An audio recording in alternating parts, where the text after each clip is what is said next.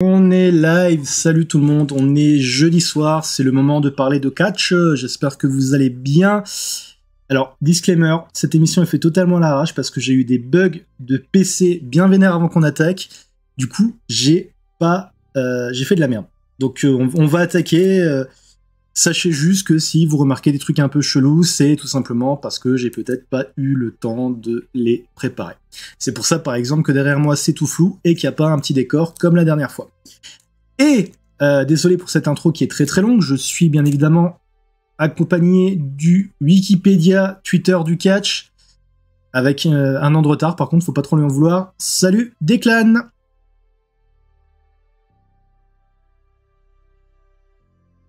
Ah, comme j'ai mis sur ton petit truc au-dessus, j'ai enlevé fan de Randy Orton.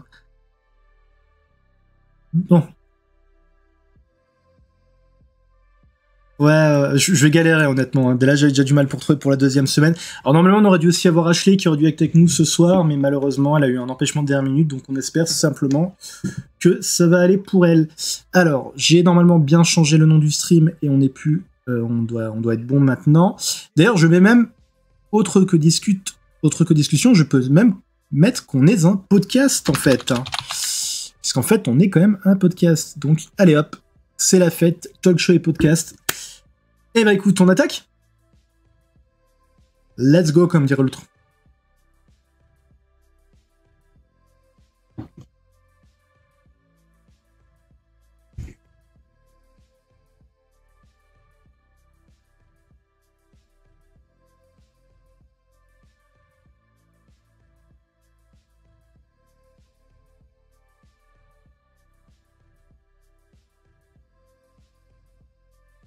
Ça va, moi j'ai regardé. J'ai regardé, tu peux faire les news, je fais les réactions.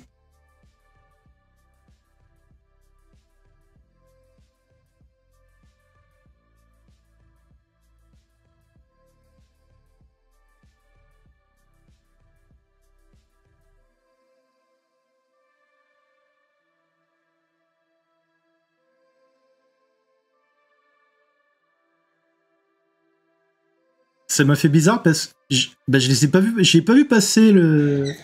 Bah, les nouveaux champions, franchement, je suis pas ouf, mais pour le règne de 187 jours, honnêtement, je l'ai pas vu passer, hein. Pour moi, c'était.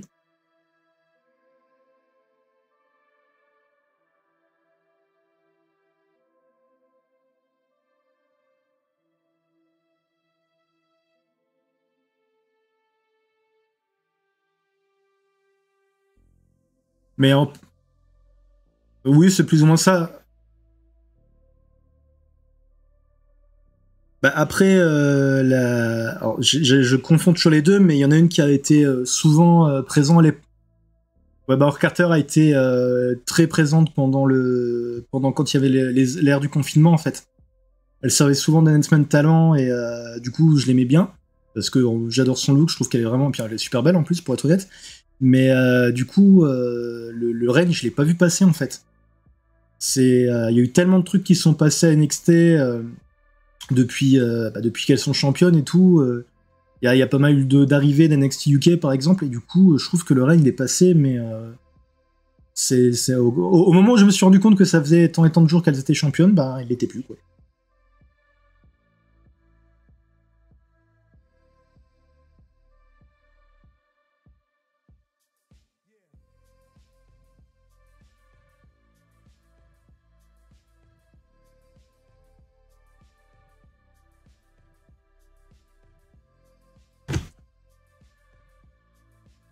Après, après c'est un peu le même problème que je reproche pas mal à NXT depuis qu'ils sont passés à NXT 2.0, entre guillemets, même si maintenant c'est plus vraiment non plus le cas. C'est qu'il y a peu de catcheurs ou de catcheuses au niveau du personnage qui m'intéressent vraiment, en fait. Là, les noms qui m'intéressent le plus à NXT, justement, c'est les anciens NXT UK. Et à part ça, à part quelques exceptions comme Braun Breaker et tout ça, c'est vrai que pour l'instant, j'ai un peu du mal à me sentir impliqué par les catcheurs, les catcheuses d'NXT, en fait.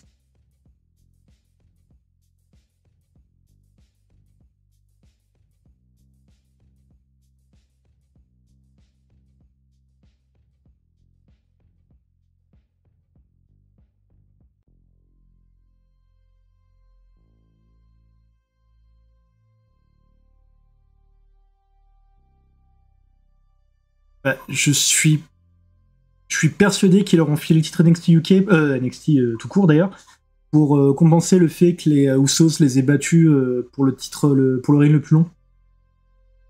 Je suis quasi sûr que c'est un peu histoire de leur dire bon bah voilà, on vous a pardonné le titre par équipe, on vous donne celui-là à la place, et puis c'est pareil, Xavier Wood, depuis qu'il avait gagné le King of the Ring, en fait il a servi à rien quoi, donc du coup c'était vraiment...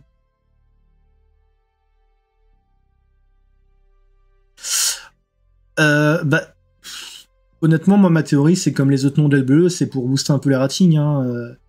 Ils te foutent.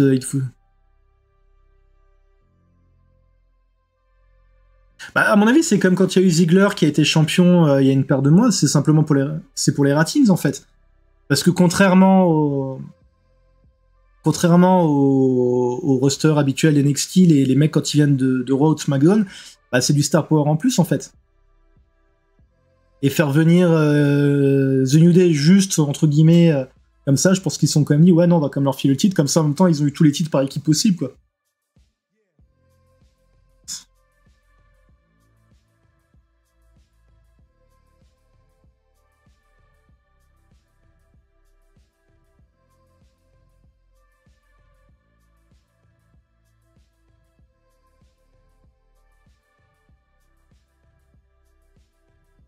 Ancien Aziz, un Commander Aziz. Hein.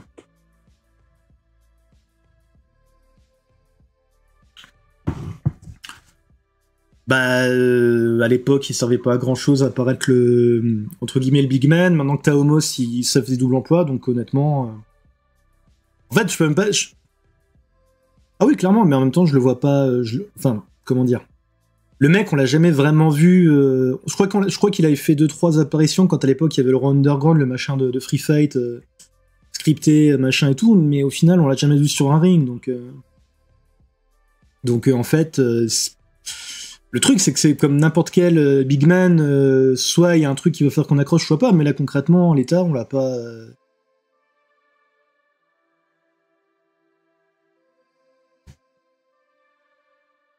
Ouais, on va après. De toute façon, c'est un peu le problème avec pas mal de mecs justement qui ont cette position du big guy, c'est qu'au final, euh, sauf s'ils réussissent à le gérer à peu près bien, genre Homos, c'est pas du tout une curie sur le ring, mais le mec qui a entre guillemets le côté special attraction en fait. Ouais. Alors que là, bah, en plus c'est NXT, donc en fait,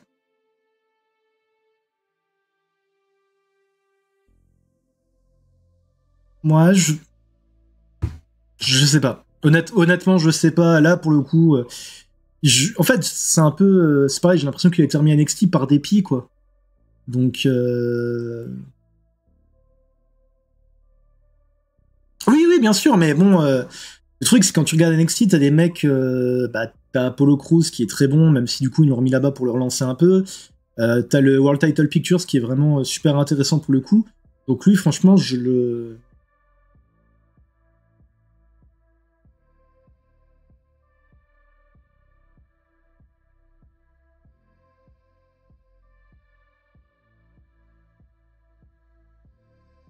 Oui, oui, mais en même temps, ça l'a été par la force des choses.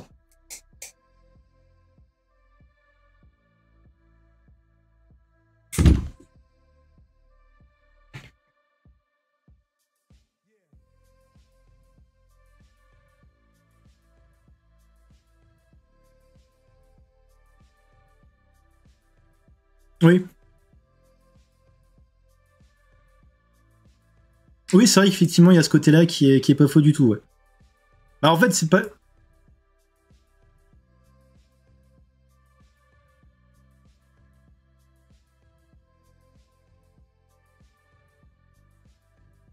Oui, mais d'un autre côté, le problème, c'est que quand tu passes à la télé, que tu passes dans une émission régulière, t'as... Après, oui, c'est vrai qu'effectivement, à l'époque, quand tu regardes NXT, à l'époque de la Golden Era, on va dire, c'était un peu du AEW prototype, en fait. Hein. Ouais.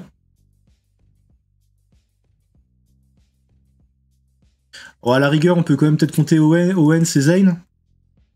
À la rigueur. Ouais, encore avant la Golden Era. Oui, effectivement, oui. Oui, non, c'est vrai qu'effectivement, t'as raison sur ce côté-là, t'avais pas de... Ouais, c'est vrai, effectivement. Ouais, non, t'as pas tort. T'as pas tort du tout. Mais du coup, ouais, voilà, c'est justement ce côté un peu. Bah, qui est plus logique et plus legit, effectivement. Mais du coup, c'est vrai qu'effectivement, le nouveau NXT, je suis pas à fond, quoi.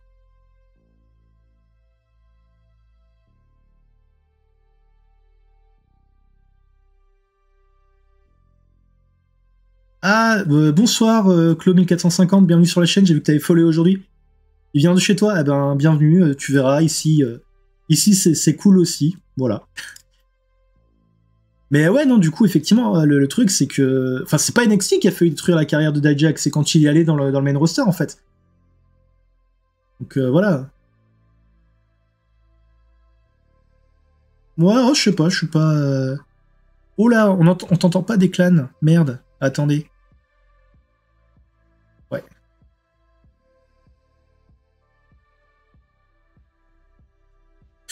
Non, alors attends, ce qu'on va faire, c'est qu'on va régler le truc tout de suite.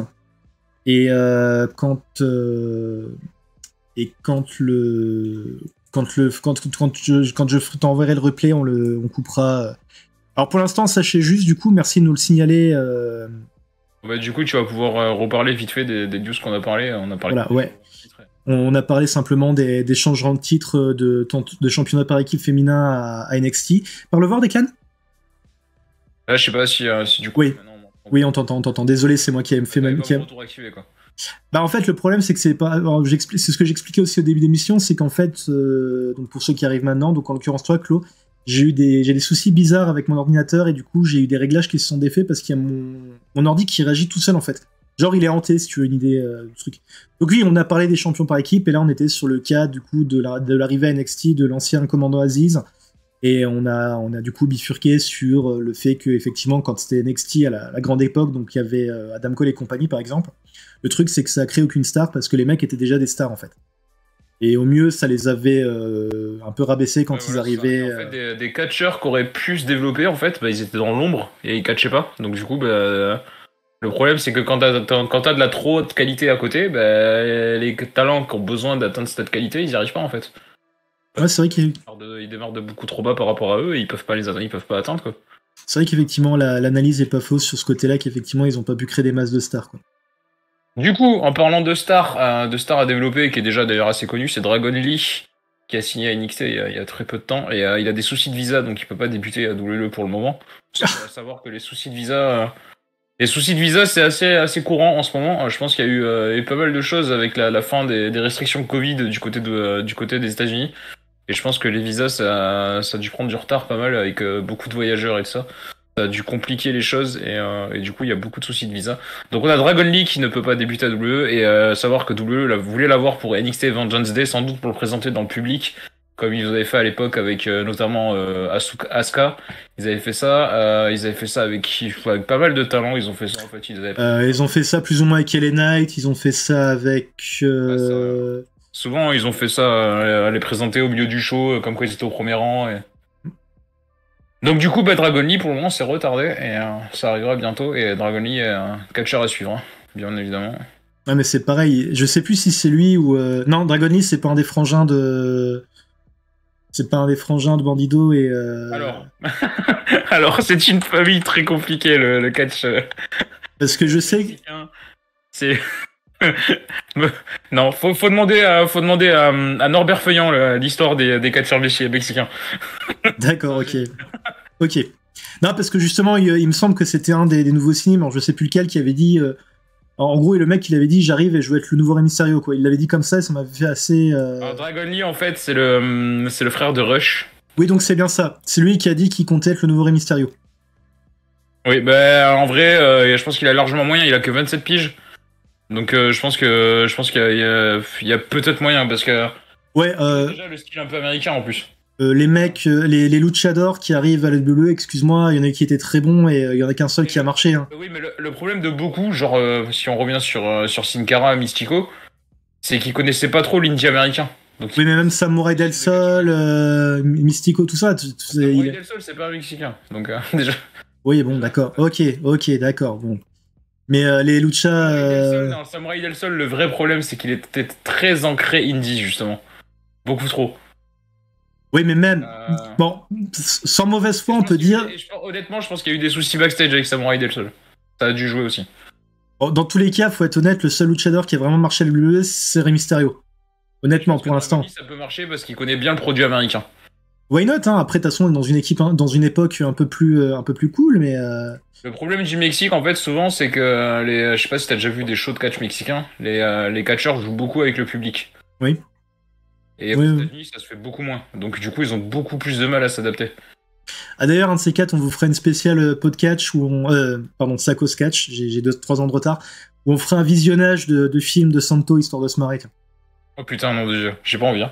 On en parlait tout à l'heure avec Flo, justement, de El Santo. Putain, j'ai pas envie. Hein. Oh, c'est sympa, les films. Franchement, C'est le Hulk Hogan mexicain, hein. J'ai pas envie. Hein. franchement, c'est pas plus catch pas plus kitsch que certains shows américains. Du coup, on continue sur NXT. Il y a d'autres retours et d'autres nouvelles à parler. Là, c'est sur les shows weekly qui ont lieu après Vengeance Day. On a Ilya Dragunov qui a fait son retour en attaquant son ancien rival de NXT UK, enfin même son rival de NXT depuis que. Tout court quand il arrive. Hein, ça fait. C'est JJ je sais pas comment tu prononces McDonough. C'est de l'irlandais, donc McDonough. McDonough, ouais, c'est un peu compliqué. C'est de l'irlandais. Hein. Ce qui me fait marrer, c'est que depuis qu'il a changé de gimmick, il peut quand même garder ses anciens t-shirts parce que t'as marqué juste JD dessus. À l'époque, c'était pour Jordan Devlin, mais du coup, il a toujours le t-shirt JD, ça me fait marrer. J'aime beaucoup sa gimmick d'ailleurs, sa gimmick actuelle. Jordan Devlin qui a eu des problèmes, qui avait été suspendu, mais on reviendra pas dessus. Mais bon, je pense que bon, il a payé son dû. Il a eu beaucoup moins. Enfin, les problèmes qu'il a eu étaient moins graves que certains autres gars, quoi. Tu vois. Ouais, après qu'il y en a pas eu, hein. Qui en a pas eu. C'était plus des paroles, on va dire. Donc c'est moins grave que certaines autres personnes. On va dire. Si tu fais tomber à culpa et compagnie, t'as payé ton dû. Bon. Ah, Velvet and Dream. Oui. Ah, il y en a d'autres, hein. Ah oui, oh, bah, il y en a plein. N'est-ce pas Joey Ryan? Oui, voilà, oui. Bon, lui, par contre, pour le coup, il a été cancel de partout, donc... N'est-ce pas Marty Skrull? Ouais, pareil. Il y a Clou qui nous dit le but d'NXT, c'est bien sûr de développer des jeunes. Bien, ouais, bah c'est sûr. Hein. Ah oui, c'est ce qu'on disait, c'est qu'en fait, là, avec la version NXT 2.0, au final, ils sont de retour sur ce but-là, quoi. Donc, là, ouais. Ils sont... on a qu'à le voir avec les championnes féminines, le coup, là, le clan qu'il y avait avec Mandy Rose, t'avais Mandy Rose qui était un peu... qui chapeautait un peu, on va dire, en tant que vétéran, entre guillemets, parce qu'elle était aussi en train de se développer. Et de l'avoir mis avec Jessie Jane et Gigi Dolin qui ont besoin de s'adapter aux produits TV et tout, donc ouais, c'était un peu le but, quoi. Et du coup, en parlant de Jessie Jane et Jessie Dolin, et Gigi Dolin, pardon, j'ai fait ma transition tout seul, je suis trop forteux. Ah, la classe. T'as plus besoin de moi, en fait. Lors de NXT, il y a eu la fin d'association avec Jessie Jane qui a attaqué son ancienne partenaire. D'ailleurs, à savoir que lors de ce segment, il y a eu une erreur. En fait, les deux catcheuses ont cru, en fait, que... je sais pas si t'as vu le segment. Là où elle l'attaque, en fait, elle l'explose contre une porte. Et en fait, elle pensait que la porte, en fait, elle était à double battant, ce qui fait que quand elle allait mettre un coup dessus, en fait, elle allait s'ouvrir de l'autre côté.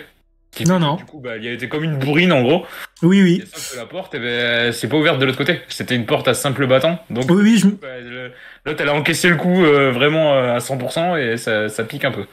Bah oui, justement, c'est ce que je me suis dit en regardant le truc. Je suis putain, c'est vachement...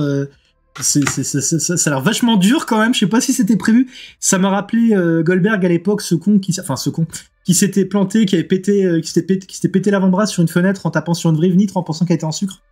Ouais. Fin d'association. Alors, Claude nous dit fin d'association qui fait pas sens pour moi parce que ça enlève une équipe pour les tags féminins. Bah ouais, mais le truc, c'est qu'ils ont tout fait en fait. Quand tu regardes une équipe féminine qui a duré plus d'un an, 1 an et des brouettes, vu que du coup elles étaient là tout le règne de Mandy Rose, donc ça a duré plus d'1 an. Donc voilà, c'est un miracle qu'une équipe dure aussi longtemps. Surtout que... Il y a beaucoup de star power sur les deux, enfin potentiel star power, donc je pense que les deux, même en rivalité et après en se développant en solo, ça peut être vachement cool. Faut voir. De toute façon, en même temps, voilà, comme tu l'as dit, maintenant NXT c'est vraiment le vivier pour les construire, donc ouais. Et puis si tu testes pas des trucs, là, tu testeras jamais, quoi. Ouais.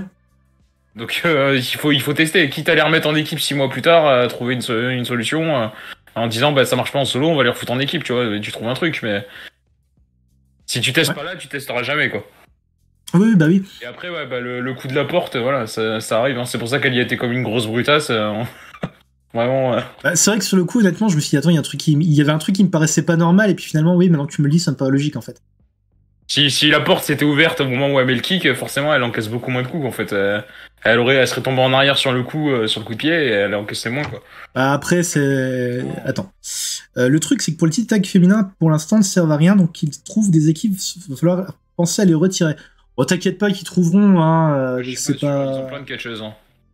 Après, dans l'absolu, le titre sert moins que le... Vaut mieux mettre une équipe... Enfin, vaut mieux avoir fait monter une équipe et faire monter 2 personnes en solo que monter un titre comme ça, quoi. Ouais. C'est pas... Au niveau du long terme, c'est plus pratique d'avoir des stars que d'avoir des titres, voilà, quoi. Bah là, il y a quoi en équipe? Il y a la Valentina Feroz, la brésilienne, avec la mexicaine, là, je sais plus comment elle s'appelle, mais l'autre, elle est blessée. Donc c'est pareil, quand elle va revenir, d'ailleurs, elle devrait pas trop tarder à revenir, parce que je crois qu'elle est blessée depuis un petit moment, et ça devrait pas trop tarder. Bah, t'avais Zoé Stark et Natasha Lyon, enfin... Ouais, il y a de quoi faire, en vrai.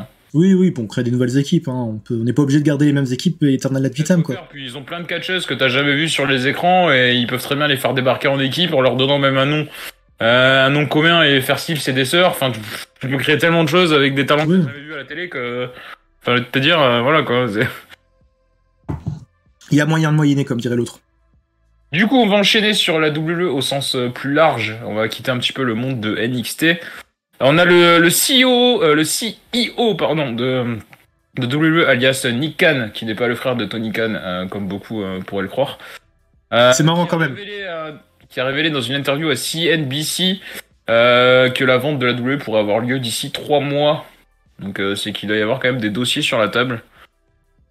À l'époque, on avait Disney dans la liste des rachats potentiels. On a d'autres rumeurs. Il y avait Amazon, il y avait qui c'est qu'il y avait d'autres? Il y avait NBC, je crois aussi. Hein. Ah ouais, quand même. Il y a Tony Khan. Hein. Oh putain. Il y a de la Warner et tout ça qui a dit. Bah d'ailleurs, il l'a dit en interview encore cette semaine, qui suivait le truc du coin de l'œil et que bien sûr que si jamais il pouvait faire une offre et que le contrat pouvait être alléchant et enfin un prix raisonnable, enfin qu'il juge raisonnable parce que bien sûr le prix sera quand même ouf. Voilà, il a dit que lui il était prêt quoi. Ce serait irréel. Ah, y a Claude qui veut pas que ça soit Disney ou Tony Khan. Mais en même, je suis d'accord parce qu'en fait ça tuerait la concurrence quoi. Donc, oui, bah oui. Mais pour Disney, honnêtement. Ça changerait pas grand chose en fait. Hein. Oui, je pense. Hein. L'UFC, quand ils ont été rachetés, comme on en parlait l'autre fois, ça a rien changé. Hein. C'est toujours les mêmes dirigeants, c'est juste le pognon rentre dans les poches de quelqu'un d'autre, c'est tout. À la rigueur, le seul truc que ça changerait, c'est qu'on aurait accès nous plus facilement, quoi. Oui, ça serait sur Disney+, ouais, ça c'est sûr. Bon, c'est pareil, quand tu regardes, ça serait aussi assez irréel. Ça serait assez irréel, quoi. Ça serait fou, par exemple, que le network fusionne avec Disney+, tu vois. Ça paraît fou, mais pourquoi pas, en vrai, hein. Après, au niveau des guests chelous, on a Chucky, d'ailleurs ça me fait marrer à chaque fois, Mais le truc, c'est que je suis pas sûr que t'aurais plus de guests, t'aurais peut-être plus de pubs sur les... Oui, non, mais même, ce que je veux dire, c'est qu'au niveau des trucs un peu chelous, on en a avec ou sans Disney, quoi. Oui. Mais je suis pas sûr que ça changerait tant que ça le produit, parce que... Enfin, des films violents et tout ça, ils en ont fait, Disney, tu vois. Ou alors, en tout cas, ils en ont sur leur catalogue de trucs qu'ils ont rachetés. Quand ils produisent des Marvel, des Star Wars et compagnie, c'est quand même des combats, c'est violent, enfin c'est pas du dessin animé quoi. Ouais, puis en plus la Clo nous dit j'ai peur qu'avec Disney il accepte pas du tout le match un peu violent. Ouais, mais à la WWE t'en as quasi plus. Oui. T'en as quasi plus. T'as tout un monde, entre la WWE en ce moment et là dans le show W du coup de hier t'as MJF qui à un moment mime une fellation, tu vois, donc. C'est pas le même produit. La violence que tu vois du côté de WWE, elle dépasse pas les plus de 12 ans, quoi. Ouais. Bah, on est encore en épisode. Alors, pour être plus précis, c'est Raw est interdit au moins de 14, je crois, et SmackDown est tout public.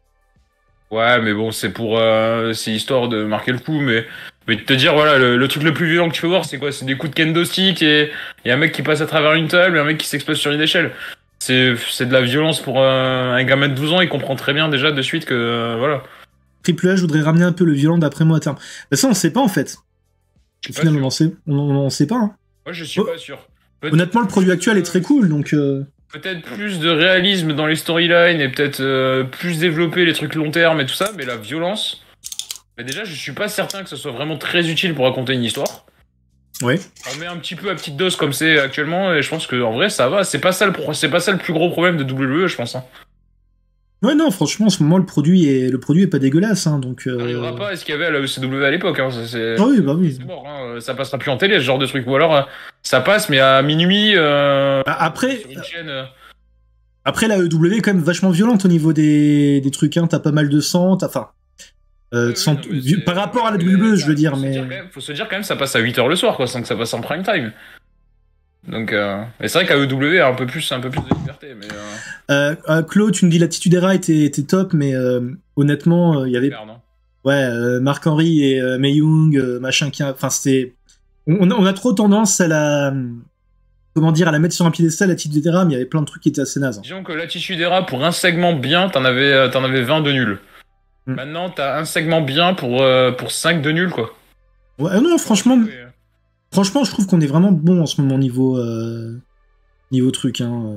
Il y a eu une période déjà, il y a même sous l'ère Vince McMahon, il y a l'époque un peu où Danielson il commençait à enchaîner des super matchs, là, il y a genre 4-5 ans, tout ça, et qu'il y avait des Cesaro qui étaient vachement mis en avant et tout ça. Cette époque-là était déjà pas mal niveau in-ring, niveau story et tout. Après, ils ont eu un coup de moins bien là dernièrement, et là ça remonte quoi. Je pense que le Covid déjà a pas aidé aussi sur les derniers. Bah, honnêtement, depuis que Triple H est aux commandes, c'est vraiment cool quoi. Après, comme je t'ai dit, moi j'ai pas vu les matchs donc. Ah oui, bah oui. Donc, je me doute bien que. Le produit n'est plus le même. Enfin, n'est plus le même. C'est le même mais en meilleure qualité. Mais déjà, moi là, ce que je suis en train de regarder, en vrai, tu vois, moi j'ai kiff là, tu vois, moi j'ai mon année de retard, mais il y a des trucs intéressants, tu vois. Bon, il y a beaucoup de merde aussi, hein, mais c'est vrai que les segments un peu à la Vince McMahon, un peu à la con, il y en a pas mal. Mais, enfin bref, on digresse pas mal, mais voilà, c'est. Continuons. Je suis pas sûr que n'importe qui qu'achète, ça change réellement le produit, honnêtement, je suis pas certain. Juste, bah, Tony Khan, ça sera assez décevant parce que ça tuerait la concurrence, quoi. Enfin, moi, c'est ce que j'en pense, hein. Ah oui, non, bah clairement, mais ça serait ouf. La concurrence, ah ouais, ça par contre. le segment de Tony Khan qu'apparaît qu'apparaît sur le ring WWE. Ah, ce serait tellement énorme.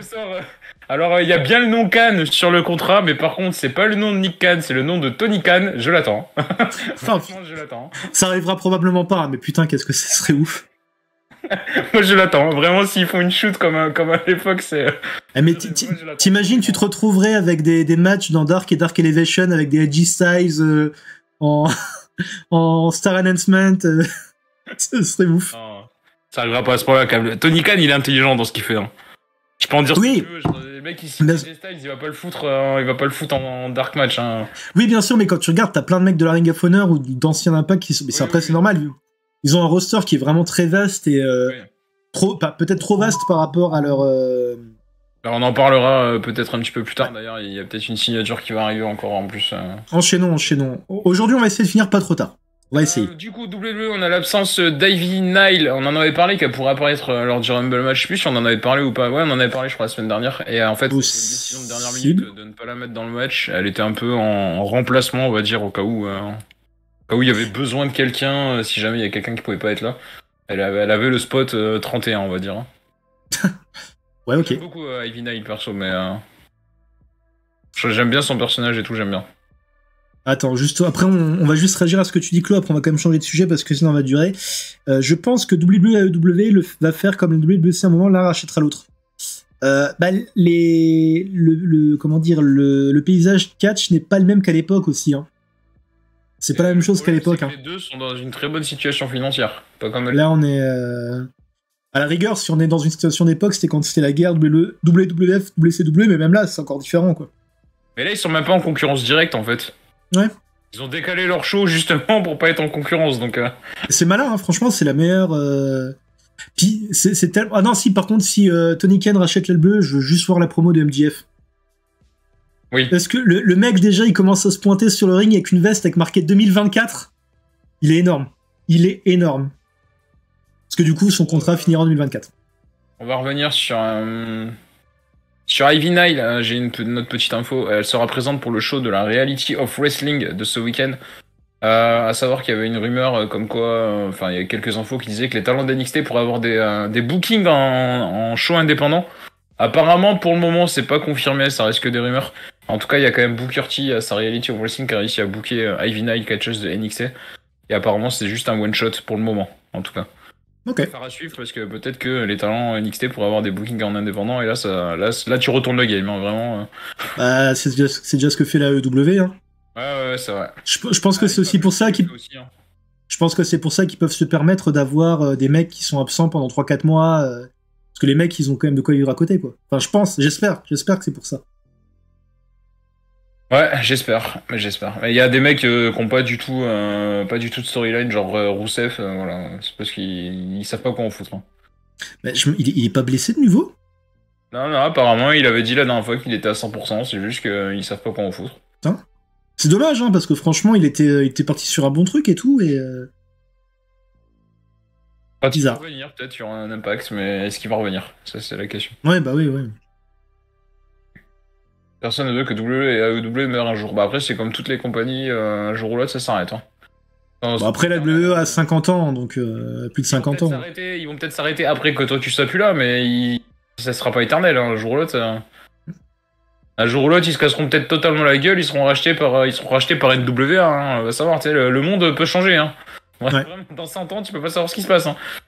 Dans 100 ans, pareil, WWE, c'est diffusé sur TF1 et enfin, TF1 n'existe même plus. Et puis et NWA, c'est la compagnie la plus riche du monde et ils sont diffusés partout. Enfin, mais non, mais c'est vrai. Enfin, je veux dire. On t'a déjà dit, Declan, tu arrêtes de faire passer tes bookings EWR pour la réalité. Ça, tu peux pas continuer comme ça. Tu peux pas continuer comme ça. Orton en low card, c'est pas possible. Tu peux pas savoir ce qui se passe. Je veux te dire. Orton, il peut très bien faire une énorme connerie et puis être viré demain. Enfin, je veux dire, c'est. On voit les étoiles dans tes yeux quand tu dis ça, tu sais. Genre pitié, pourvu que ça arrive. Ensuite, on a Los Lotarios, donc Humberto Carrillo et Angel Garcia. Je crois qu'ils ont retrouvé leur nom de famille, il me semble. Je suis pas sûr. Peut-être tu pourras me confirmer. Je les ai pas vus depuis quelques semaines. Il me semble qu'ils ont servi de. Il me semble qu'ils ont servi de jobber, je sais plus pour qui, mais il me semble plus les avoir vus depuis quelques semaines. Si ce n'est plusieurs mois. Les deux sont transférés de SmackDown à Raw, donc peut-être que c'est pour les relancer justement. D'accord. Ça pourrait être une bonne idée. Parce que moi j'aime bien, c'est des bons catcheurs, je trouve. Bah là récemment, Raw a aussi signé façon de parler. Il y a eu Chelsea Green qui a été drafté à Raw. Il y a eu Maximum Model. Maintenant j'ai l'impression qu'ils font plus de draft. Ça passe un peu comme ça de temps en temps. Un tel passe. Oui. Ouais. Bah de toute façon, depuis que les titres ont été... Enfin, ils ont pas fusionné, mais depuis que les titres ont été rassemblés, ça perd un peu de son... Moi j'aimais bien le premier concept de draft là. Pas les derniers, parce que les derniers c'était de la merde, mais le concept qu'ils avaient avant, je trouvais ça intéressant. Le truc d'il y a quelques années... Story d'un soir et tout, c'était sympa. Ouais. Ensuite, on a Ricochet et Braun Strowman qui sont challenger numéro 1 au SmackDown Tag Team Championship, donc peut-être potentiellement les titres qui sont séparés, j'y crois pas du tout, mais... Donc Strowman Ricochet qui vont affronter les Usos lors de SmackDown demain soir, pour les titres Tag Team. À la rigueur, je vois bien un heel turn de Strowman, en fait. Après avoir perdu le match. Ouais, bah, c'est pareil, Strowman, depuis qu'il est revenu dans l'absolu, il a pas... Enfin, il a du star power et tout, mais il a pas vraiment eu de trucs pertinents, de rivalité ouf, tu vois. C'est pareil, ils l'ont fait revenir, mais au final, ils l'utilisent pas trop, quoi. C'est vrai. Du peu que j'ai suivi de loin, ouais, c'est vrai. Après, moi, j'aime bien l'idée qu'ils utilisent au moins un peu Ricochet et qu'ils le mettent dans quelque chose, quoi. Ouais, bah il fait partie des... Bah, en fait, je pense que là, tout simplement, Triple H, il fait un peu monter en star les mecs qu'il estime auraient dû... en fait. Ouais. Il reconstruit les gars qui étaient mis de côté, quoi. Ouais, parce que c'est vrai, du coup, on voit plus souvent Ziggler, on voit... Bon, bah, t'as Ali qui est à son 56e heel turn en 2 mois, mais... Bronson Reed lors d'Euro, Mustafa Ali. Ouais, mais les niveaux sont une espèce de heel turn. Je pense que Jey Uso reviendra pas et qu'ils vont transférer le titre sur Solo Sikoa et Jimmy Uso. Non, je pense pas. Je pense pas, il va y avoir un truc genre Jey Uso qui va faire un coup de pute, on va croire qu'il va... Je suis pas sûr, par contre, je pense que, honnêtement, je pense qu'il y aura les Uso contre Owens et Zayn à WrestleMania, et peut-être un des Uso qui se retourne sur l'autre après le match, ou un truc comme ça. Ouais. Possible, en vrai. Ouais, je sais pas, je suis pas... Uso contre Uso à WrestleMania, en vrai, c'est possible. Mais après... Ils se remettent en team après, hein. Jey Uso, franchement, je l'ai trouvé tellement chiant quand il est censé être en main event. Ses promos où il répétait 15 fois Ous, en fait, j'ai du mal. Je veux dire, quitte à ce qu'ils se remettent en tag team après, mais juste une petite rivalité sur 3-4 mois entre les deux. Ouais, je sais pas. Honnêtement. Le truc, c'est que j'aurais... Enfin, moi, c'est peut-être pas l'avis de tout le monde, mais moi, perso, les voir en solo, j'ai aucun intérêt, quoi. Les mecs, ils sont trop... ils sont trop, comment dire, ils ont juste un seul, Bah, un seul, tu vois, ils ont pas de, ouais.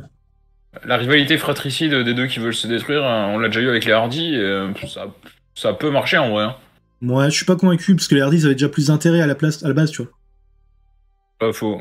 Honnêtement, là, Je sais pas, pour la suite de la storyline, ça pourrait être intéressant à voir, on verra de toute façon. Hein. Ouais. Ça sert à rien de faire des plans sur la comète, on verra bien. Hein. ouais, je suis pas fan des Usos de toute façon. Je Bah, pas. du coup, pour parler des Usos, on va continuer sur la storyline Sami Zayn, Roman Reigns, tout ça. On a Sami Zayn qui a attaqué Roman Reigns lors de SmackDown la semaine dernière. D'ailleurs, Sami Zayn a même porté un spear qui était monstrueux d'ailleurs. J'ai vu la vidéo, il était incroyable. Ouais. Je sais pas ce que tu as pensé du spear, j'ai trouvé incroyable. Ah, c'est cool, mais en fait, le problème, c'est que toute la crédibilité qu'il y a eu à mettre Zayn, entre guillemets, en mettre Reigns à sec, tout de suite après, il s'est fait démonter, donc tu vois, c'était. Ouais, il s'est fait exploser après, ouais. Donc, c'était bien, mais. Et Zayn gagnera pas, hein. Là, je pense qu'il faut pas. Chamber, dans le pire des cas, ça sera un match qui finira par DQ, histoire qu'il est quand même. Une pop, mais là c'est. Et franchement, quand t'as vu, enfin je sais pas si tu comptais en parler, mais quand tu vois la promo incroyable de Rhodes et Heyman à Raw, je vais pas en parler, mais tu peux en parler, tu vois. Elle était mais monstrueuse, monstrueuse. J'ai vu la pique de Heyman qui dit que Cody Rhodes était le fils préféré de Dusty, mais que Reigns en tant que fils. Ouais. J'ai vu ça. La réaction de Cody. En fait, Cody, il a vachement trouvé son. Même si la dernière fois, je disais que ces matchs me faisaient un peu chier parce que j'avais vraiment l'impression que c'était pareil. Mais il a vraiment trouvé un personnage et une gimmick, le côté costard et tout, très, très classe, machin. Et ça lui va tellement bien, en fait. Mais. Par contre, Cody Rhodes, pour le coup, on voit qu'il a été formaté TV très jeune. Ouais. C'est un catcheur, en fait, il a un moveset, il se tient à son moveset, quoi. Après, il a fait des très bons matchs, hein, mais... Non, mais je dis pas que c'est moche, hein. Je dis juste que... Mais ouais. Il a son moveset, il se tient à son moveset, quoi. Puis il a tellement... les années qu'il a eu en dehors de la WWE, ça l'a tellement construit au niveau du micro et de la prestance. C'est... le mec, quand il entre, c'est la star, quoi. C'est vraiment... En fait, je pense que ça va être avec Drew McIntyre. Je pense que c'est le mec qui revient des indies qui aura le plus progressé, qui peut vraiment mettre un main event, quoi. Bon, après, ça va peut-être un peu trop loin de faire toutes les semaines le compte à rebours jusqu'au moment où il parle et tout. C'est peut-être que ça va laisser au bout d'un moment. Mais pour l'instant, le mec, c'est une star, quoi. On a Claude qui aimerait bien que Zayn gagne. Et ça, on est tous d'accord en vrai. Bah, c'est un bon catcheur, mais ça arrivera pas. Dans la story, ça collerait pas, quoi. Ouais, non, c'est pas, ça arrivera pas. C'est clair qu'entre Star... Y a pas de discuter. C'est des bons catchs. C'était compliqué. Hein. Des bons catcheurs avec des mauvaises gimmicks, il y en a eu des tas. Hein. Stardust, c'était compliqué, quoi. Ouais. Il y a vraiment Goldust, il a fait un truc de fou quand même, parce que pour faire marcher ce personnage. Ouais. Ouais, puis en même temps, le boulot de Rhodes actuellement, putain, le mec, il est je crois qu'il a plus de 55 ans et le mec, il a quasi sa meilleure. Alors, peut-être pas dire le meilleur run de sa vie, mais niveau sur le ring, il reste toujours propre et carré, quoi. Ça, c'est impressionnant. Sans compter qu'il a probablement entraîné à peu près la moitié du roster de AEW. Avec QT Marshall, d'ailleurs. Ouais. Ah ouais, non, franchement. Les deux, ils ont entraîné la moitié du roster. Hein, enfin bref, donc du coup ensuite la suite, on a Edge contre Finn Balor qui est en rumeur dans un Hell in a Cell match pour WrestleMania.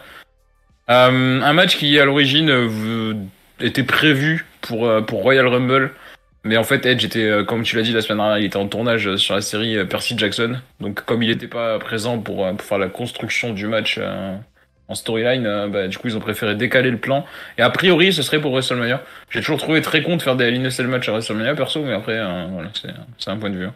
Bah le problème en fait, je trouve que tous les matchs un peu spécifiques de la WWE qui étaient vraiment très impressionnants à l'époque, genre les Hell in a Cell, les Money in the Bank, tout ça, et Elimination Chamber, le fait que ça arrive régulièrement, même si c'est une fois tous les ans, ça enlève vachement quand même du truc. Ça enlève vachement du sel. Du Hell in a Cell à WrestleMania en fait, parce que WrestleMania souvent, de toute façon c'est dans des grands stades. Et déjà quand t'es tout en haut, tu vois pas grand chose. Alors en plus avec la cage du Hell in a Cell, tu vois rien du tout. Oui, mais bon, ça, c'est pas ça qui vont les empêcher. Les Hein. mecs regardent le match sur le grand écran en fait. Hein. Parce que Oui, tu vois, bah, de toute façon, c'est souvent ça. Hein. Mais ouais, non, effectivement, le truc, c'est que les matchs spéciaux comment dire, à stipulation, je trouve qu'ils en ont trop fait, et que du coup, c'est moins, maintenant, c'est beaucoup moins. le Hell in a Cell, ce qu'a tué, c'est le pay-per-view Hell in a Cell. Hein. Oui, bah, comme le Money in the Bank, comme l'Elimination Chamber. Ça peut, en gros, en vrai, ça va. Parce que de toute manière, tu sais que c'est un match qui est régulier, qui revient tous les ans. Donc, Bah, Elimination aussi, du coup. bah, Hell in a Cell, à la base, c'était pas un match qui revenait tous les ans. Oui, oui, non, oui, mais de toute façon, c'est moi qui m'exprime un peu mal, mais on est sur le même, on est sur la même longueur d'onde. Par contre, du coup, bah, on a quand même Edge et Best Phoenix contre Finn Balor et Rhea Ripley à Elimination Chamber. Donc, du coup, Alors là, la suite logique, c'est quand même Edge, Finn Balor, on a un contrat en vrai. Hein. mais alors là, par contre, je sais pas trop comment ils peuvent faire le truc, sauf si c'est Edge qui pine Baylor. Mais le fait de mettre Rhea Ripley dans une rivalité comme ça avant WrestleMania, je suis pas. Alors, ils font un Rhea Ripley, Best Phoenix, un contrat. Hein, après, hein. Non, non, non, non, c'est pas tant ça. C'est que là, le truc, c'est que. Bah, je pense que Ripley va devoir être protégé avant Mania pour que ça soit crédible. Donc, enfin, je sais pas. C'est. Ripley, elle peut pin Best Phoenix. Hein. Oui, éventuellement, oui. Bah après, c'est exactement ce que je disais la semaine dernière. Comme je disais que là, ils sont devenus vraiment pas mal pour les créations d'histoires à long terme, mais que du coup, tous les trucs entrent, tu t'en fous. Ou alors ça peut partir en baston général et finir en double disqualification aussi. Hein. Oui, oui, bien sûr, mais bon, ça n'empêche que la mettre dans une grosse rivalité comme ça avant le match à Mania, voilà, c'est un peu comme Charlotte, c'est un peu comme Charlotte Flair qui est en rivalité avec zut, comment elle s'appelle, machine? Je suis désolé, j'ai un blanc ce soir. Attends, non, j'ai pas la. L'ancienne co-general manager. Sonia Deville. Sonia Deville, elle est en rivalité avec elle et tu sais qu'à Mania elle est contre truc. Tu vois, c'est ça le truc que je trouve un peu dommage. La WWE depuis quelques temps ils sont carrés, mais au niveau des surprises, pas des surprises par rapport aux arrivées, hein, mais des surprises par rapport aux storylines, on a quasi plus. Genre Cody Rhodes, ils ont fait sa promo pendant un mois avant le Rumble et, oui, et du coup. Et voilà. Reigns dans la rivalité avec Zayn, mais là ils lui font déjà. Enfin, tu vois, c'est pas. T'as pas de surprise sur le court terme en fait. Alors sur le long terme, ça fait des histoires plus longues, mais entre-temps, les petites histoires qui vont dire qu'on va appeler les histoires filler pour reprendre le vocabulaire des séries télé, elles ont moins d'intérêt parce que t'as aucune surprise.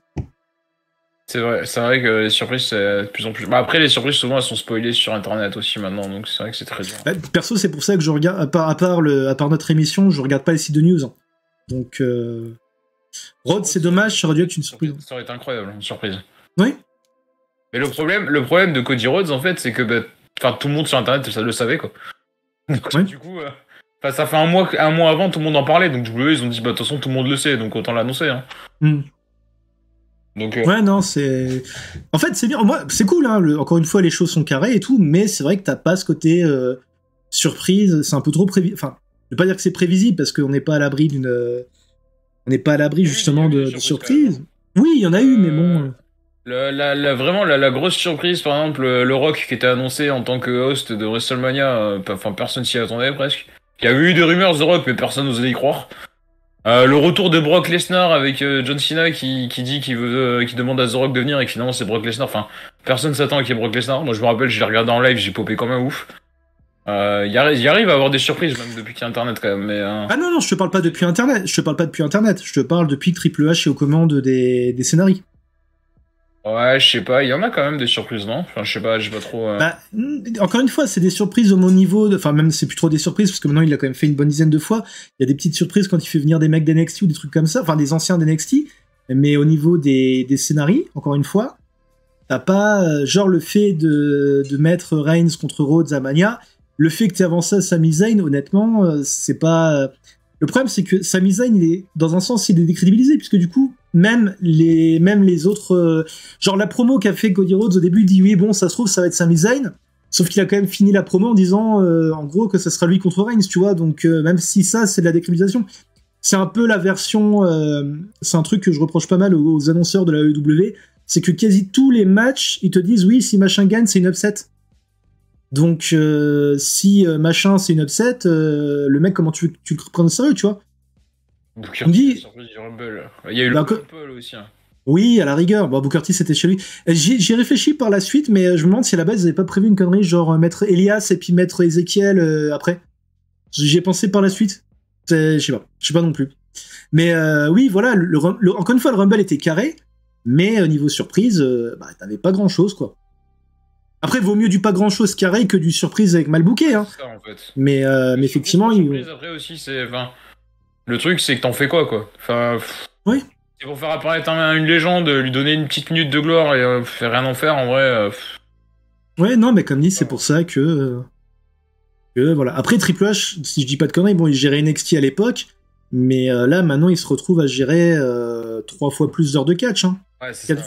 Donc, bon. Shawn Michaels qui gère NXT maintenant, globalement. Ouais. À part le match de Wyatt, le Royal Rumble était génial. Bah, franchement, au niveau du visuel, le match de Wyatt était pas dégueulasse, hein. Franchement, c'était. Sur les matchs de Wyatt en bas. Oui, non, mais même le truc était pas très long, et puis au niveau visuel, ça a claqué. Bon, c'est sûr que t'as du mal à. Le match de Wyatt, d'ailleurs, pour la petite info, c'était sponsorisé, et apparemment, des matchs sponsorisés pour y en avoir de temps en temps. Bah, c'est ce que j'allais dire, c'est difficile de prendre au sérieux un match qui est censé être un réglage de compte avec le logo Mountain Dew, mais au niveau visuel, on va bientôt arriver avec un match Doritos. Doritos. Ils l'ont déjà fait. Match. Ouais, bon, à voir. Hein. Toujours à voir sur la durée, quoi. Ensuite, dans les autres infos, on a Lita qui a fait son retour lors de Raw, qui a aidé Becky Lynch à remporter son match en cage contre Bayley. Tu le sens, le segment qui était prévu pour 2 semaines avant? Oui. Gros, hein. Oui, de ce que j'en ai vu, ouais. Bah, à la base, c'était prévu pour le Raw 30, de toute façon. Bah oui, justement, ça aurait été logique, parce que là, Lita, à mon avis, dans l'absolu, ils se sont juste dit, bon, on l'a fait revenir, mais ça aurait été plus logique si ça t'était passé au Raw spécial. Il y a une certaine logique pour la continuité, en fait, parce que WWE, apparemment, il cherche à faire un match Damage Control contre Becky Lynch, Lita et Trish Stratus pour Elimination Chamber. En fait, ils veulent capitaliser sur le fait que Elimination Chamber a lieu au Canada, donc ils veulent faire catcher Trish Stratus. Ouais, mais si c'était le cas, je pense. J'ai envie de mettre le paquet sur Elimination Chamber, en fait. Hein, je pense qu'il l'aurait déjà. Parce que là, on a quoi? On a une semaine avant l'Elimination Chamber, c'est un peu tard. Hein. Ah, je sais pas, hein, lors de Raw, il peut très bien y avoir Trish Stratus. Ouais. Après, il y avait aussi, ça parlait aussi peut-être du match 3 contre 3 pour WrestleMania aussi, hein, donc affaire à suivre. Ouais, ce serait peut-être plus logique, peut-être. C'est en rumeur, en tout cas, ce match-là. Donc, ok. Pour une marque de bière avec le retour de Austin, peut-être. Hein. C'est quoi la marque de bière de Austin? C'est la Busch Light? Non, c'est pas la Busch Light, je sais plus ce que c'est. Mais si je dis pas de conneries, ça fait des années c'est de la bière sans alcool qu'il prend en fait à chaque fois. Sans alcool, oui, ça, c'est sûr. Depuis qu'il avait eu ses histoires de... Ça fait très bizarre à dire parce que comme ça c'est un peu chaud, mais il avait battu sa femme et justement juridiquement il n'avait plus le droit de boire. Mais de toute façon les bières américaines, il faut savoir que les 3 quarts du temps c'est soit de la light, soit de la sans alcool et c'est dégueulasse. Donc je suis sobre depuis plus d'1 an donc je pourrais pas dire. Moi je conseille pas, j'ai goûté déjà des bières américaines et c'est pas bon. J'aimais bien la Duff à l'époque, mais bon je pense que c'était plus mon côté fan des Simpsons qui... Duff, normal, si tu prends de la light c'est dégueulasse. Ok, bah je sais pas, je suis pas spécialiste. Ils boivent que de la light. Ils boivent que du light les Américains, ils boivent de la bière light. C'est dégueulasse. Ok. Ensuite, dernière news WWE du soir, parce qu'après on passera sur de l'AEW et Impact Wrestling et peut-être un petit peu de NJPW, ça c'est le petit bonus. Du coup, on a eu des discussions pour créer un nouveau titre mondial WWE dès que Cody Rhodes va battre Roman Reigns. A priori. Oh là là! Qu'est-ce que je disais la semaine dernière? Donc ça parle d'un titre unifié, machin, pour Cody Rhodes. Qu'est-ce que je disais la semaine dernière? A priori, c'était que des discussions hein, pour le moment, hein, parce que le plan actuel, ça serait quand même une séparation des titres. Donc, ouais. On va le gérer, actuel, hein. En tout cas, ce qui se dit, le plan actuel, c'est que c'est la séparation des titres. Il y a eu des discussions pour faire un titre unifié, mais apparemment, le plan actuel, ça serait la séparation des titres. Moi, je suis pas étonné, honnêtement, par exemple, si Cody Rhodes gagne, le lendemain à Raw, il dévoile une nouvelle ceinture et il dit à partir de maintenant, cette ceinture-là, c'est le titre WWE. Le titre universel, je le rends parce que j'en ai plus, j'ai pas envie de défendre 2 titres. Je rends le titre universel et ils font un tour. Ouais, pourquoi pas. En vrai, ça me paraîtrait logique. Peut-être pas dans ce sens-là. Mais ouais, j'ai pas envie de truster 2 titres et je préfère laisser la chance à quelqu'un d'autre d'avoir un autre titre. Ça le ferait passer peut-être encore plus en héros, tu vois, de dire. Ouais, je sais pas, je comprends pas trop, ils veulent aller avec les titres unifiés, surtout quand les mecs sont champions unifiés depuis 1 an, donc au bout d'un moment tu décides, soit tu gardes un titre, soit tu... Enfin, tu vois.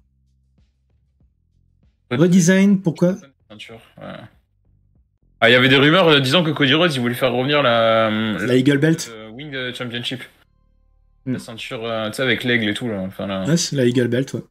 Eagle Belt, ouais. Putain, j'ai cherché le nom, ça me revenait plus. Je sais qu'il y avait un truc D'animaux. d'aigle et tout, c'est vrai que je t'avais dit Wing, mais non, oui, j'avais le. L'Opossum Belt, bientôt. On va voir la Brahma Bull Belt, la ceinture de The Rock. Oh putain, j'ai revu il y a pas longtemps le Rumble 2020 avec la ceinture de Bray Wyatt de Fiend là. Ah putain, qu'est-ce qu'elle est moche. Quelle connerie c'était ce truc. Et les titres, enfin, moi je suis très là-dessus, je trouve les titres devraient pas être personnifiés. Ouais, moi non plus, je suis pas fan. Après, j'aime bien le concept du titre féminin NWA où au lieu du nom de la catcheuse sur la ceinture, c'est une petite photo. En vrai, pourquoi pas. Oui, mais ça reste pas, c'est pas de la personnalisation, c'est pas du spinner belt par exemple. Oui. Oh, le spinner belt, quoi. Quelle connerie. Et bah, Ah, il a fait pareil avec le titre américain aussi avant. Ouais, bah oui. J'ai oublié, mais le titre américain qui tourne là, oh, putain, mec. Oui, bah après c'était, après c'est pour vendre plus de trucs. Hein. Quand ils font un truc comme ça, généralement c'est pas, ça va pas pour l'histoire, c'est pour vendre plus de produits dérivés quoi. Ah, moi j'aimais bien après, tout simplement, la Big Gold Bet WCW là, elle était très bien. Ouais. Ouais. La grosse plaque en or là, c'était très bien. Hein. Mm. Et c'est vrai que la Eagle Belt elle est pas mal, hein. Elle est très très belle. Hein. Bah, c'est celle que j'ai connue en premier, donc je suis pas très objectif pour le coup. C'est vrai qu'elle est très très belle cette ceinture. Hein.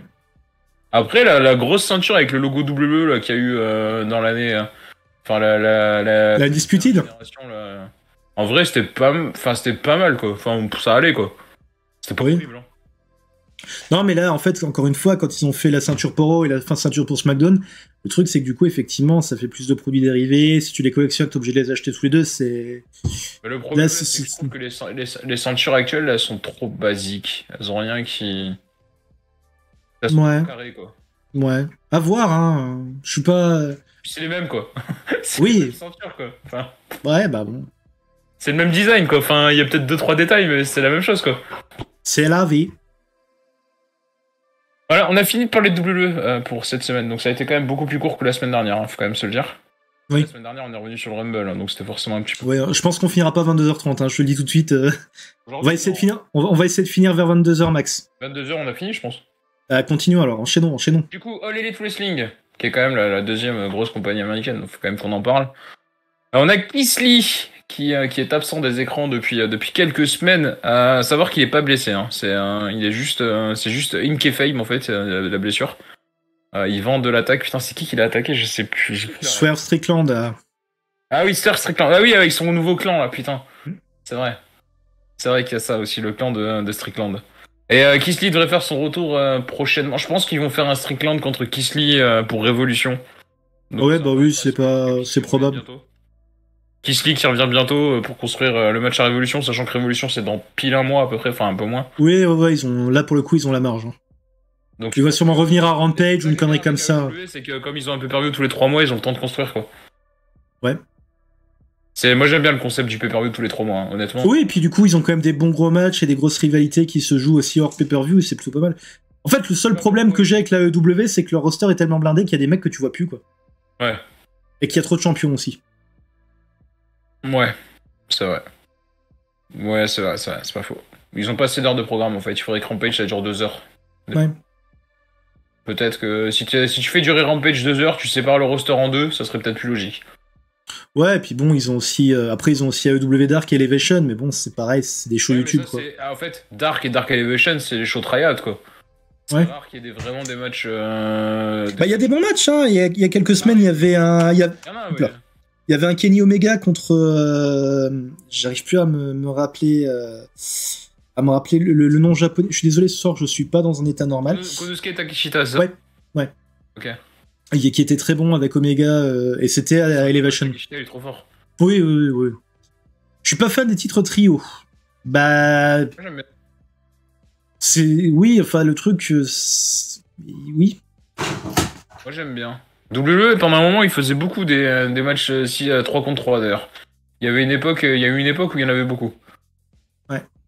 C'était des matchs un peu filler de milieu de show, qui savaient pas trop quoi foutre, ils foutaient 3 contre 3. Il y a eu un moment où il y en a eu pas mal. Ça s'est un peu calmé maintenant, mais il y a eu un mois, il y a eu genre un mois, pendant un mois, il y avait que ça presque. Mm. Ouais. C'était quoi, c'était un peu avant le Covid, donc ça va faire 3-4 ans. Il y a, ouais, 3-4 ans, il y a eu beaucoup de matchs 3 contre 3 du côté de WWE. Il y a eu Ouais, enfin, à l'époque, d'ailleurs, à cette époque. ils se cherchaient aussi. C'était l'époque où ils te mettaient des matchs qui redémarraient après la pub. Oui. Oui. Donc, ouais, ils se cherchaient un moment quand même. Ils Mais se moi, sont j'aime bien les cherchés. petits trios, honnêtement, ça me dérange pas trop, parce qu'en plus, ils ont beaucoup de trios du côté de du côté de AEW. Oui, bah oui, il y a plein de stables, Il y en a donc. il y en a pas mal qui peuvent se faire assez facilement des trios. Mm. Donc en vrai, puis ils ont repris un peu le concept du Japon de faire des clans aussi beaucoup. Donc ça me dérange pas en soi. Ouais, c'est un titre qui est logique à la rigueur. C'est pas. Ils ont Ça, plus un concept de clan ou d'association, d'amitié. Même si les mecs font leur carrière solo de leur côté, ils arrivent à se retrouver de temps en temps en tag team. Enfin, je trouve ça plus logique, en tout cas, sur le côté de AEW que si ça existait du côté de WWE, par contre, ce serait de la merde, quoi. Bah, à mon point ouais. de vue, après,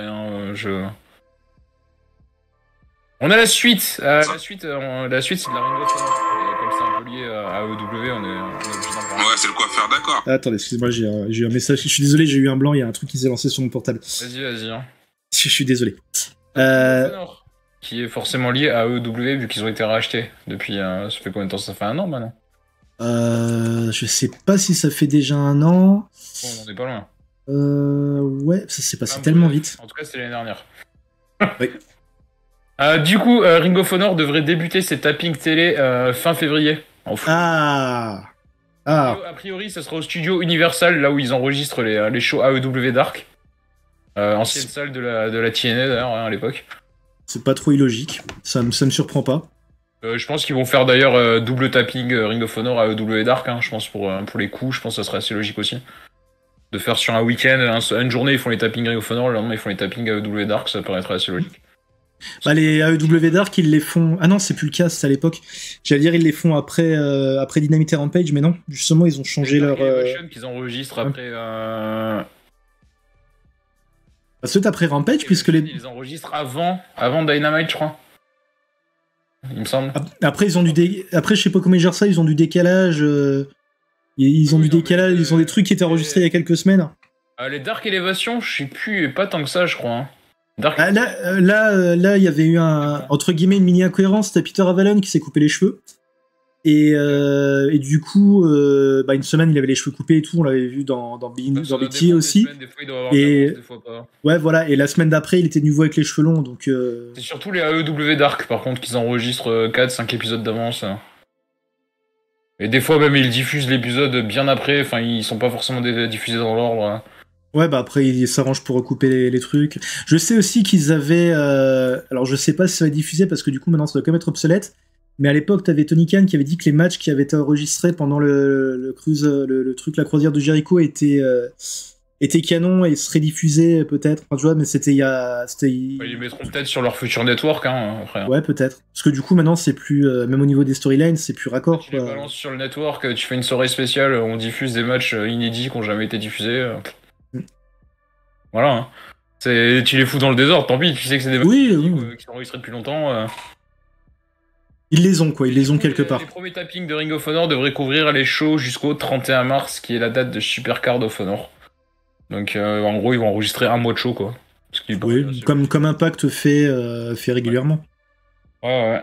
Et ce que, d'ailleurs, c'est un bon format, parce que du coup, en fait, les mecs, ils catchent un week-end, ils ont un gros week-end, et après, ils sont tranquilles pendant 3 semaines, ils peuvent aller catcher ailleurs ou faire autre chose, quoi. Donc, moi, j'aime bien. Enfin, en tout cas, dans l'idée, déjà, à la base, c'est surtout pour une réduction des coûts, globalement. Parce que tu loues la salle que 2 jours. Et le 2 jours de suite, tu payes moins cher que si tu devais la louer 4 jours, un jour par semaine. Ouais. Ce que j'aime bien, moi, c'est quand ça crée des petits trucs marrants, genre un mec qui catch dans les tappings de Impact une semaine et qui débarque, qui débarque dans une autre promotion alors que les trucs n'ont pas été diffusés. T'as aussi une catcheuse indépendante qui s'appelle Kayla Sparks, qui était apparue le même soir à Dark Elevation et à Raw, par exemple. C'est arrivé. Ouais, bah oui. Ça arrivait plusieurs fois, des trucs comme ça.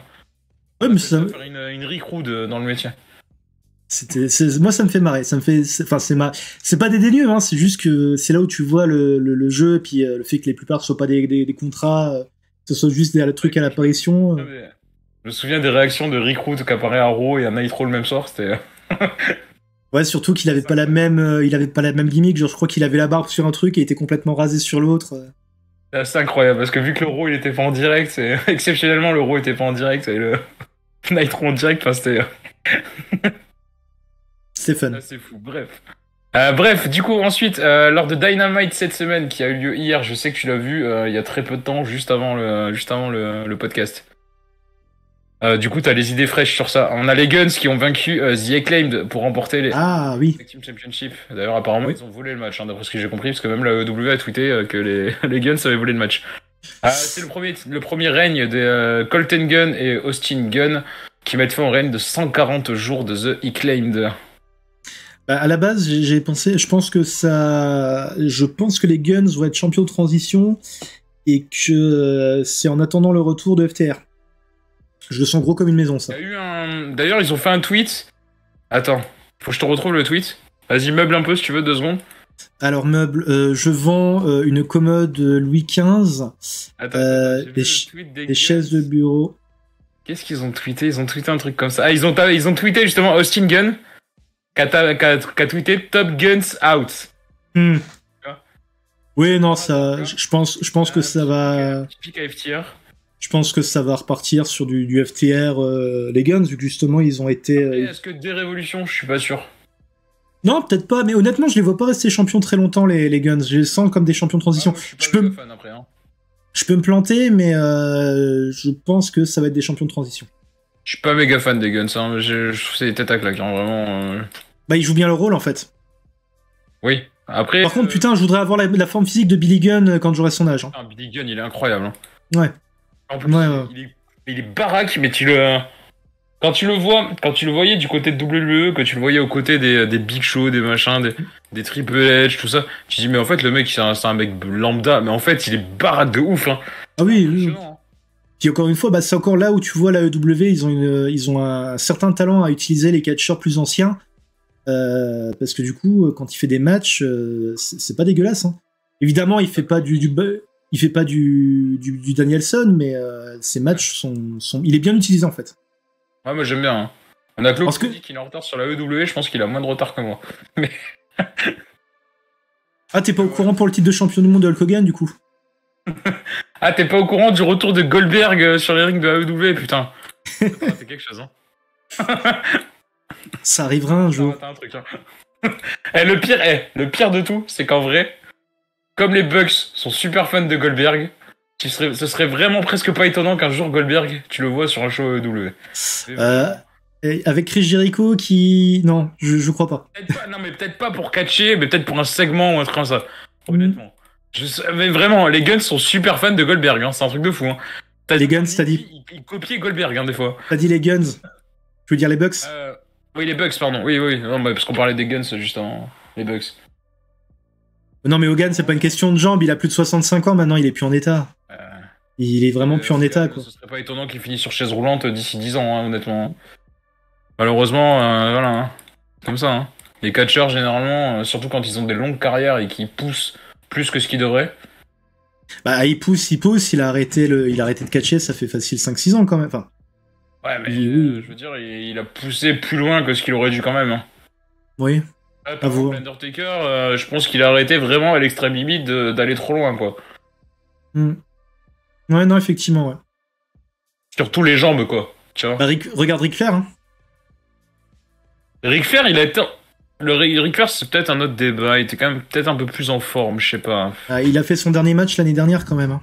Ouais, mais il est... Je sais pas, c'est pas pareil, je trouve, je sais pas. Ric Flair, il a jamais eu de très très grosses blessures aux jambes. Oui. On a pu avoir Hogan, des déchirures. Après, il a quand même. Enfin, au passage, Ric Flair est un gros connard, mais il a quand même survécu à un accident d'avion, quoi. Oui, ça par contre, ouais, non, mais ça c'est un truc de fou. Hein. L'histoire est folle. Hein. L'histoire de Ric Flair est folle. Hein. Ah bah, tu pourras plus jamais catcher. 30 ans plus tard. D'ailleurs, il y avait eu une news qui était sortie il y a pas longtemps où il avait révélé son vrai nom et son vrai prénom. Il l'a appris il y a pas très longtemps. Parce qu'en fait, il avait été adopté et tout. Enfin, c'est une histoire de fou. Hein. L'histoire de Ric Flair est dingue. Hein. Tu peux faire un film sur son histoire. Elle est folle, hein, l'histoire. Hein. Bah, on avait un film sur Hulk Hogan qui était prévu par contre. Il connaissait pas son prénom et son nom, quoi. Est-ce qu'il s'appelait Robert Paulson? Je sais plus comment il s'appelle. J'avais eu la news aussi, mais je me souviens plus. Attends. Ça aussi, je peux le retrouver, mais enfin, je sais pas si je vais trouver vite fait l'info là. Sinon, je vous en parlerai la prochaine fois. Il a dit que son vrai prénom c'était Fred Phillips, son nom de naissance. C'est pas un nom, ça. Qu'il avait rencontré son vrai frère il y a 3 ans. Il connaissait pas, quoi. C'est son vrai frère qui lui a révélé son identité. Ça se trouve, en fait, c'est pas du tout son vrai frère, mais il voulait se faire de la thune, donc il a fait. Ah, tiens, lui, je le veux bien dans ma famille. Honnêtement, pour qu'il en parle 3 ans après et tout, je pense pas, quoi. C'est vraiment une histoire de fou, hein. Bah, on peut parler de catcheurs qui en valent la peine, par contre, humainement. On peut parler de catcheurs qui en valent la peine. On peut parler de Bryan Danielson. Bien. T'as vu une transition? Son ultime match test contre Rush lors de AEW Dynamite hier. Pour revenir un peu sur la storyline, c'est MJF qui avait dit faut que tu gagnes tous tes matchs, tous les prochains matchs que tu vas avoir, si tu veux avoir ton match à AEW Revolution contre moi. Et il a pris tellement cher dans le match. Il a pris tellement cher. Il a fini en... Aussi, hein. Ah ouais, mais ouais, bah, c'est là où je suis déçu, tu vois, autant... Enfin, le match contre Rush est très bon, j'aurais tellement voulu que le match contre Brian Cage soit pareil, tu vois. C'est encore une fois, je sais que je m'acharne pour dire à quel point la AEW a merdé avec Cage. Ouais, je sais que t'aimes bien Brian Cage, donc... Bah moins maintenant, en fait, justement, par la force des choses. Donc... MJF contre Bryan Danielson qui est confirmé pour AEW Revolution pour le titre mondial, et ce sera un match Iron Match d'1 heure. MJF va prendre très très cher, je pense. Ah, il va gagner. Je pense qu'ils vont jouer sur la blessure de... Je pense qu'il va gagner, mais il va prendre très très cher. Danielson dans un Iron Man match, j'ai pas envie de le prendre. Même si je suis catcheur, j'ai pas envie de le prendre dans un Iron Man match. Hein. Danielson, il prend tellement son kiff depuis qu'il est plus à la WWE. Il sort des bangers, quoi, tout le temps. C'est un truc de fou, hein. Ouais. Autre news AEW, on va parler de CM Punk, il faut bien qu'on en parle. Ça fait longtemps qu'on parlait de CM Punk. Ouais, c'était un running gag à l'époque du podcast aussi, hein, CM Punk. Hein. Ouais, bah c'est... Le truc qui me fait marrer, c'est que avant même le podcast, tous les running gags et les conneries que je sortais, genre avant que Hogan regagne le titre bleu en 2002, je faisais déjà des vannes sur le fait que Hogan revenait gagner le titre. Et là, il y a eu le même truc pour CM Punk. En fait, je pense que j'ai une capacité un peu foireuse, mais réelle, de prédiction de l'avenir. Donc, le truc, c'est que CM Punk, à chaque fois qu'on parlait d'un retour, à chaque fois on citait le nom de CM Punk. Ouais, exact. Je sais pas si tu te souviens. Ouais. Il y a un tel qui est revenu. Ah, CM Punk. Non, c'est pas CM Punk. Et du coup, CM Punk, qui est toujours actuellement blessé, en fait, tout simplement, la petite info un peu mise à jour, c'est que AEW commence à réfléchir un petit peu, qu'est-ce qu'ils vont faire. Bon, la question se pose pas trop encore parce que pour l'instant il est blessé. Mais a priori, CM Punk, il aurait pas écarté l'idée de revenir. Donc du coup, la question va quand même se poser du côté des officiels d'AEW de qu'est-ce qu'il va falloir faire, quoi.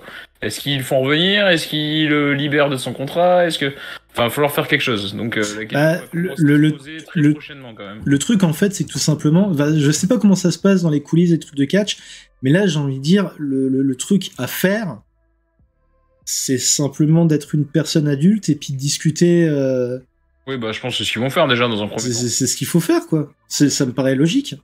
Bon, après, honnêtement, j'y crois pas des masses, hein, sachant qu'ils l'ont complètement jarté, par exemple, de la promo de leur jeu vidéo qui va bientôt sortir.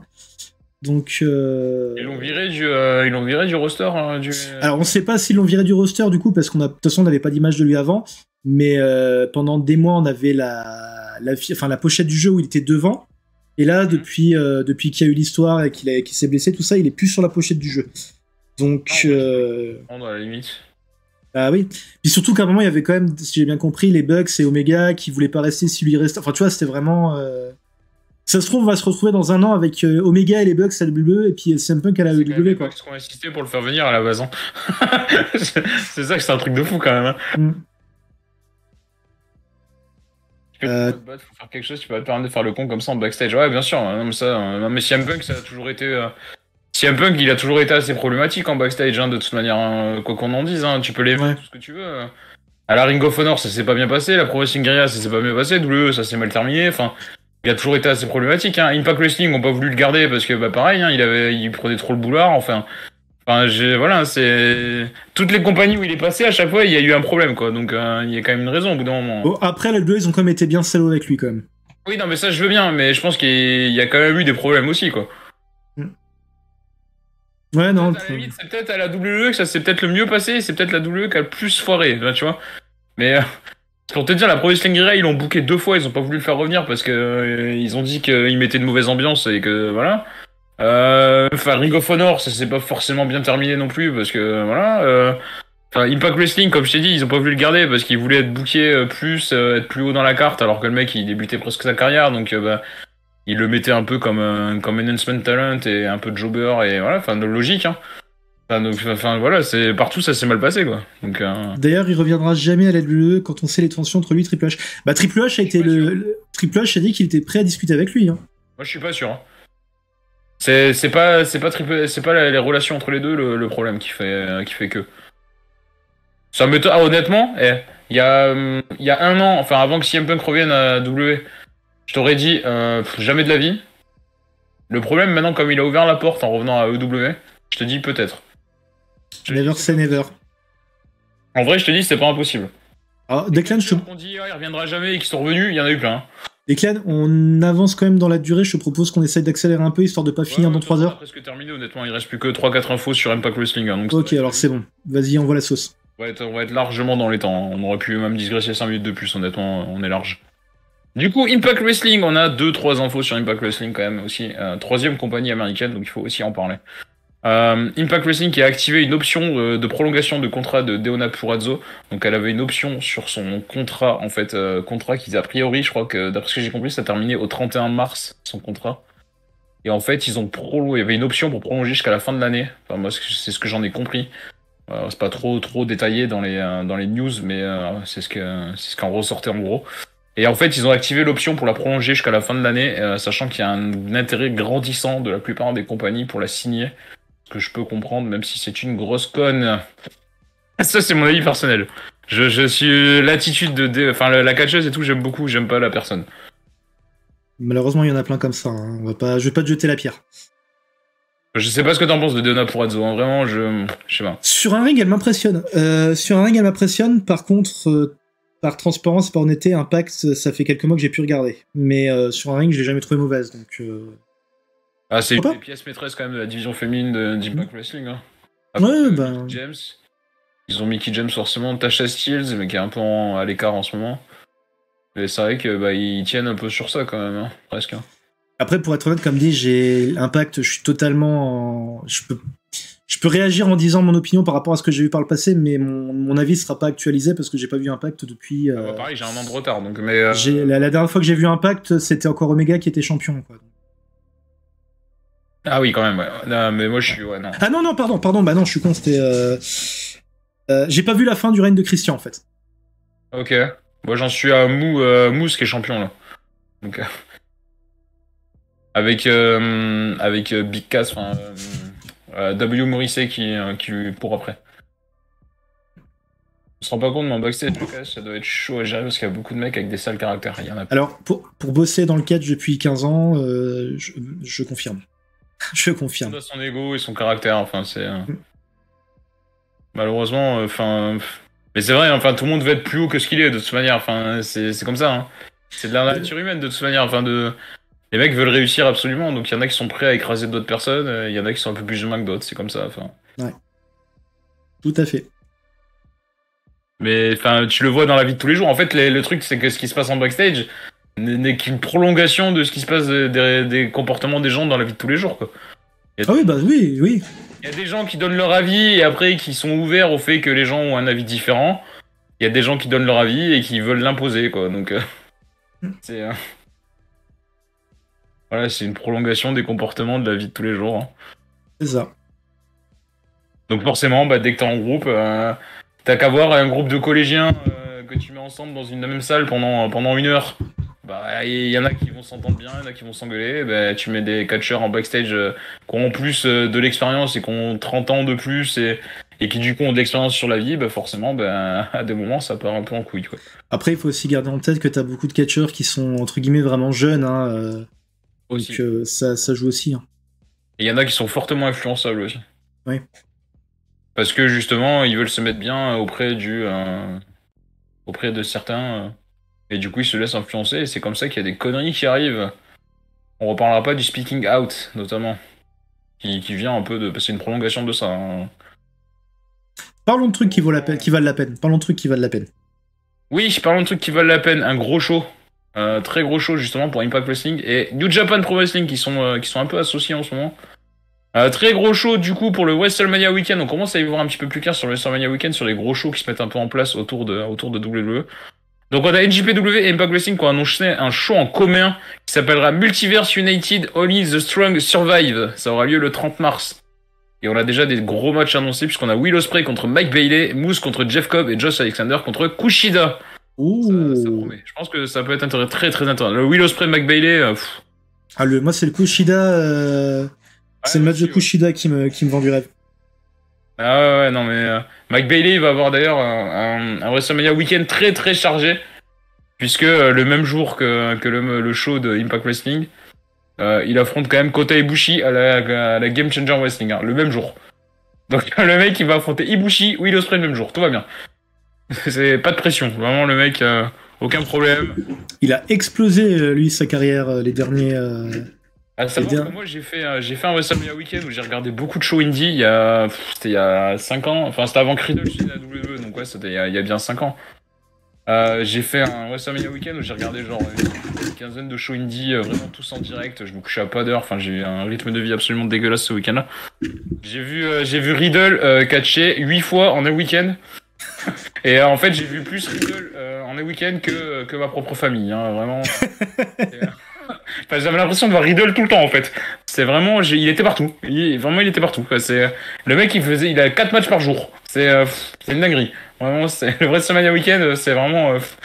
Et là, surtout que là, ça va être le premier vrai gros WrestleMania Weekend depuis le Covid en fait, globalement. Oui. Enfin là, il y a tout qui a rouvert, voilà, toutes les compagnies indie ont repris un peu leur routine. Ça va être, je pense, que ça risque d'être une dinguerie cette année, hein, vraiment.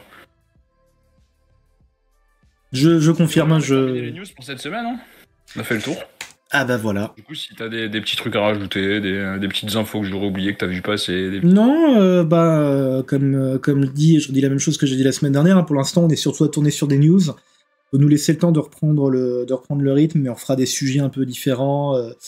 On va comme dit, il y avait peut-être Ashley j'essaye de travailler du côté d'Ashley pour qu'elle vienne bosser avec nous, mais bon. On a une voix féminine un peu avec nous.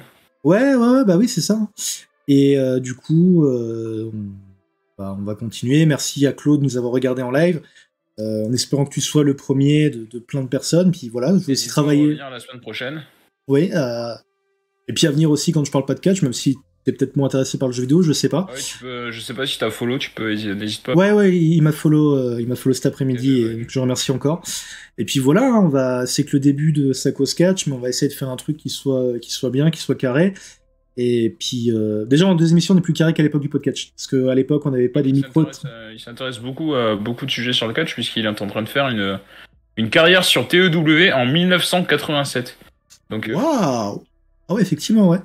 Il a Honky Tonk Man en champion, donc ok. C'est particulier. Sinon, du côté des trucs spécifiques, bon là pour l'instant on parle de catch. Je pense que c'est pas exclu que dans l'avenir on fasse des petits trucs marrants, genre streamer des anciens jeux de catch, peut-être faire un truc quand tu auras WWE 2K23 qui sort là dans le mois prochain. Enfin, il y a plein de possibilités. Maintenant qu'on est sur Twitch, concrètement, on peut quasi tout faire en fait. Enfin, tout faire, façon de parler, mais on peut vous proposer plus de contenu, ouais.